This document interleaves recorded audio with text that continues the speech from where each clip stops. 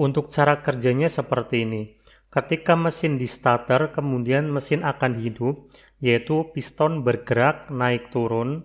Pergerakan naik turun piston akan dirubah menjadi gerakan putaran oleh yang namanya crankshaft atau poros engkol. Secara bersamaan, poros engkol akan menggerakkan yang namanya oil pump atau pompa oli. Pompa oli berfungsi untuk mensirkulasikan atau memompa oli dari oil pan atau oli karter. Nah, jadi dari karter ini atau panci oli mengalirkan oli dari sini menuju ke komponen-komponen yang membutuhkan pelumasan.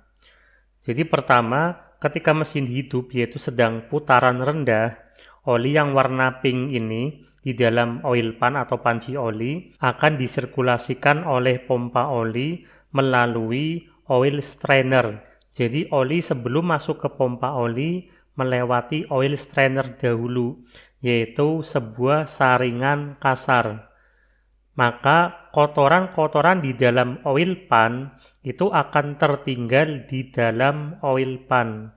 Yang masuk ke dalam oil pump atau pompa oli itu hanya oli dan kotoran-kotoran yang halus. Iya benar, jadi kotoran yang halus pun ikut terbawa ke dalam pompa oli karena di dalam oil strainer yang tersaring hanya kotoran yang kasar.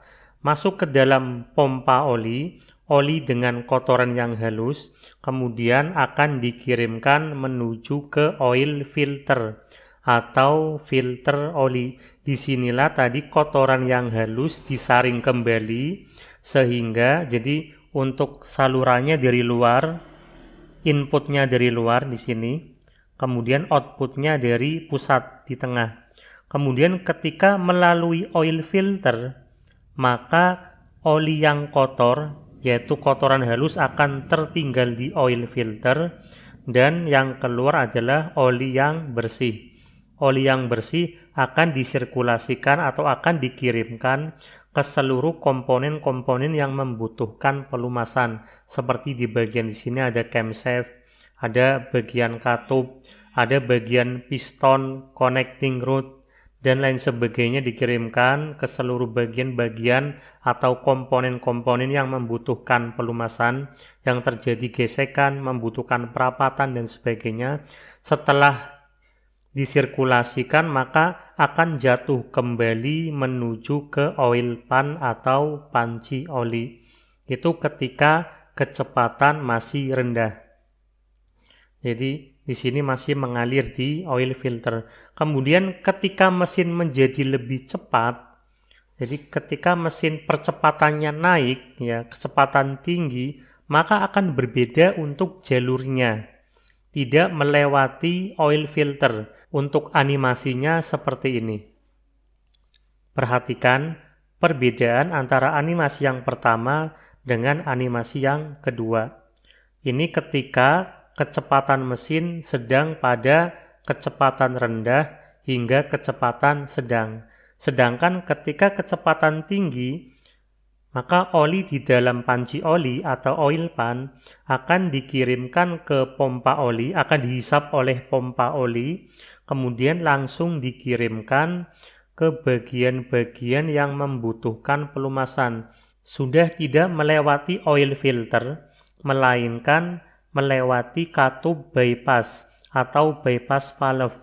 Jadi jalurnya sudah ke sini. Karena ketika kecepatan tinggi, maka tekanan dari pompa oli juga lebih tinggi karena fungsi pompa oli selain untuk mensirkulasikan atau memompa oli juga berfungsi untuk menaikkan tekanan. Semakin tinggi kecepatan pompa oli, maka semakin tinggi tekanan oli yang diberikan oleh pompa oli. Sehingga karena tekanannya tinggi, kalau melewati oil filter, maka ini sangat menghambat bagi jalurnya perjalanan dari oli, maka dibuatlah katup bypass untuk mensirkulasikan secara langsung sehingga langsung ke bagian-bagian komponen yang membutuhkan pelumasan dan akan turun kembali ke oil pan.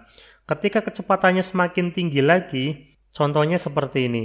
Ketika ruangannya kecil, Contoh adalah 0,5 liter. Ketika ruangannya hanya bisa menampung 0,5 liter per detik, sedangkan pompa oli mengirimkan sampai 1 liter per detik, maka yang terkirimkan hanya 0,5 karena kemampuannya hanya menampung sekian, yaitu 0,5, sedangkan lebihnya adalah dikeluarkan atau dikembalikan melalui relief valve atau katup kembali. Jadi fungsi dari relief valve adalah ketika yang dikirimkan lebih banyak dibanding dengan ruang yang disalurkan. Ini untuk cara kerja dari sistem pelumasan.